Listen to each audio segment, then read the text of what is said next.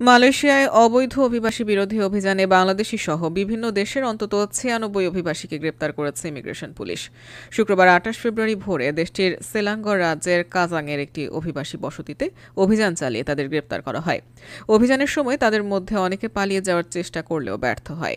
JIM এর মহাপরিচালক Datuk Zakaria সাবান এক বিবৃতিতে বলেছেন, অভিযানে তার দল কাজাংয়ের আশপাশে একটি এনফোর্সমেন্ট অপারেশন ৯৬ জন অবৈধ অভিবাসী পিএটিআইকে সফলভাবে গ্রেপ্তার করেছে।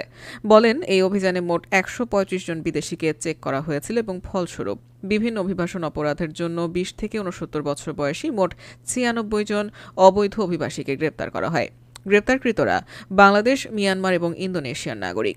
অভিযানের স্থানটি একটি ব্যক্তিগত জমিতে কেন্দ্রীভূত ছিল, যা অসংগঠিত ভাড়া বাড়ি দিয়ে গড়ে তোলা হয়েছিল।